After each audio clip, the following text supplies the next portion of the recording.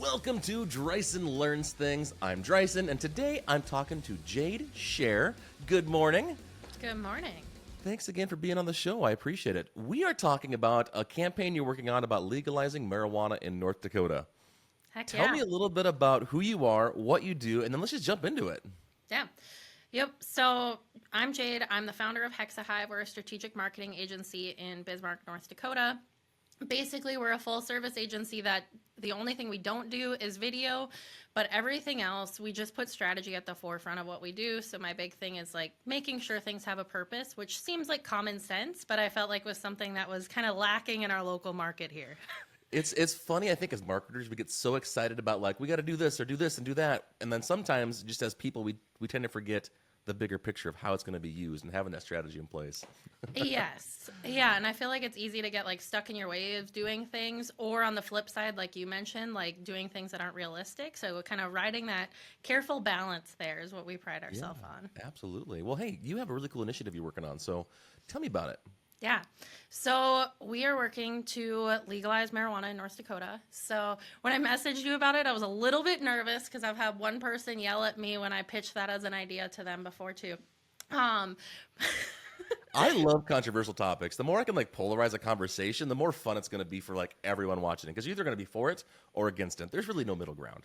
Yeah. Well, and that's where like my thing is just hearing things out and getting to the why behind it, because I'm a firm believer that you can learn something from a legalization campaign and apply it to a Catholic school. You can really like take things that are on different spectrums and apply those across. But our role with the campaign is we're kind of acting as the behind the scenes campaign manager too, which is a little bit of a different role than we're used to, but we stepped up to the plate because we recognized someone needed to do it. And then the overall strategy execution behind all of it. And the part that's been really interesting, I feel like every state says it, but North Dakota prides itself on being different than other states. And they're like, nobody else gets it. We're just different. And so when doing something political on a really controversial topic, it took a lot of research while also needing to make some decisions of like, okay, these strategies worked in other states, but we recognize they wouldn't work in North Dakota for this reason, or maybe this would. And so that's been like a lot of behind the scenes on that part. Can you give me a specific example? Yeah. So overall on tactics of like how to change public perception in other states, some things that have worked really well is to like have a giant marijuana leaf out in the public, like doing that on a road and just helping with building awareness. Here, that would not fly as well. And we tried to talk with different people, really get an understanding, because the other challenge that we have here is that like, and it's pretty common across the country, but the demographics that are showing up to vote are traditionally, like North Dakota is a more conservative state, and the older you are, the more likely you are to be really conservative.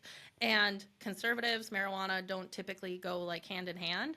And so how do you get people to vote that are in support of it while also helping people that don't personally use it understand how it can benefit them from the taxation perspective? It's funded schools in other states, like things like that. But getting past the barrier of like North Dakota just has a stigma around it. And I think most states do while they're looking at legalizing it, is like getting past that stigma in an authentic way. Yeah.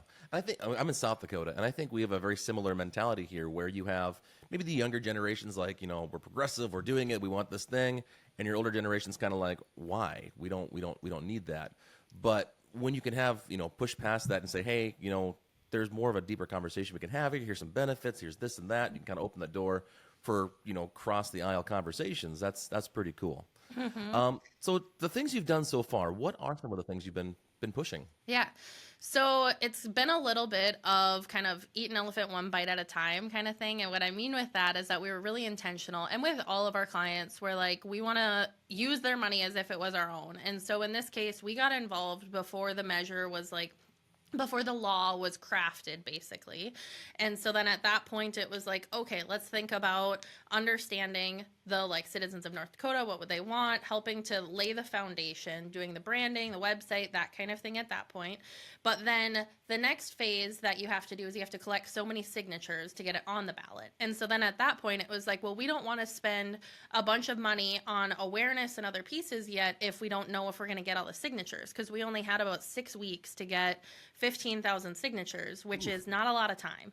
No, not at all. Yeah, so the other measure that was like working on collecting signatures was doing it over a year, and they submitted at the same time. So that was where we were on an expedited timeline there. So at that phase, we started really leaning into like the more traditional routes of like media relations, just getting more coverage in North Dakota on it to help people understand that aspect, and then getting involved with more behind the scenes organizations that do a lot of like advocating for policy. So went from the political realm there. Once we did get enough signatures, got approval, then we went into hyper mode.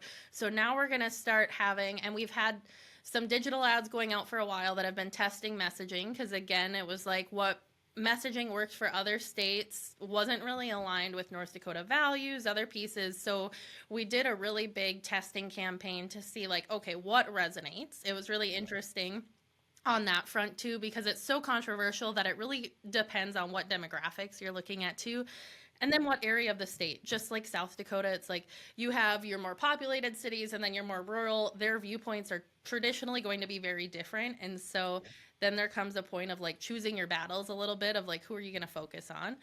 So now we're starting to roll out billboards, bathroom ads, out-of-home advertising. That was really interesting too, because there were a lot of places that would not talk to us because of what it was on. Really? So they were like, I won't take your money, basically. And that was really interesting to me, because I was like, just because you're advertising for something doesn't mean you have to personally support it. And a lot of them were like, I don't personally have an issue with it. I just don't want to get yelled at by someone else.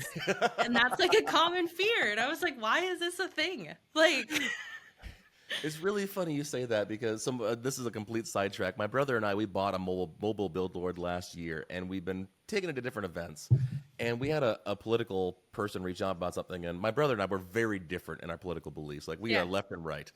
And it was hysterical, because the first conversation we had is saying, we don't care what the message is, we just want the money. So it's funny to hear that there's people on the other side of that coin.